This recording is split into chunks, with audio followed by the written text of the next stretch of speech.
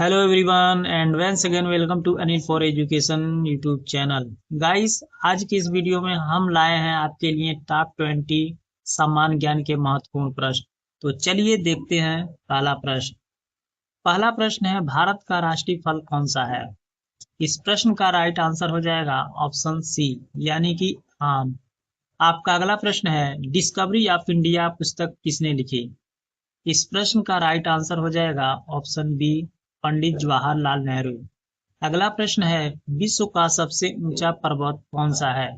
इस प्रश्न का राइट आंसर हो जाएगा ऑप्शन सी, यानी कि माउंट एवरेस्ट।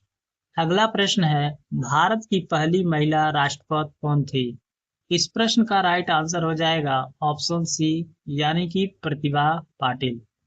आपका अगला प्रश्न है, भारतीय अंतरिक्ष कार्यक्रम के जनक किसे कहा जाता है?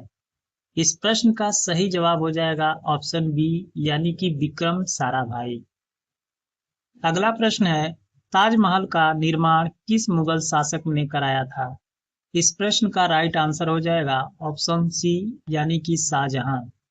आपका अगला प्रश्न है, भारत का राष्ट्रीय गीत कौन सा है? इस प्रश्न का राइट आंसर हो जाएगा ऑप्शन बी, यानी कि वंदे मातरम। आपका अगला प्रश्न है, ब्लू सिटी के नाम से कौन सा शहर प्रसिद्ध है? इस प्रश्न का राइट आंसर हो जाएगा ऑप्शन बी, यानी कि जोधपुर। आपका अगला प्रश्न है, कंप्यूटर का जनक किसे कहा जाता है? इस प्रश्न का राइट आंसर हो जाएगा ऑप्शन बी, यानी कि चार्ल्स बैबेज। अगला प्रश्न है, भारतीय संविधान कब लागू हुआ था? इस प्रश्न का राइट आंसर हो जाएगा ऑप्शन बी, यानी कि 26 जनवरी 1950। आपका अगला प्रश्न है, विश्व का सबसे बड़ा रेगिस्तान कौन सा है?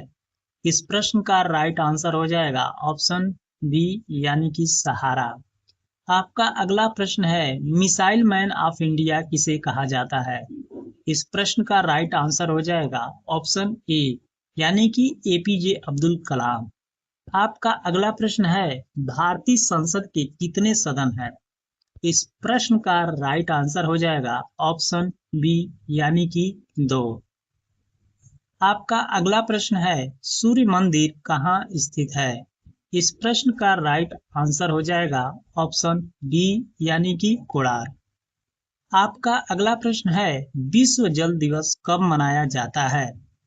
इस प्रश्न का राइट आंसर हो जाएगा ऑप्शन ए, यानी कि 22 मार्च को विश्व जल दिवस मनाया जाता है।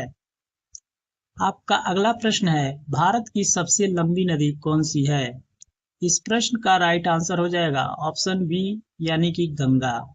आपका अगला प्रश्न है, रामचरितमानस के लेखक कौन है? इस प्रश्न का राइट आंसर हो जाएगा ऑप्शन सी, यानी कि तुलसीदास। आपका अगला प्रश्न है, भारत का राष्ट्रीय पक्षी कौन सा है?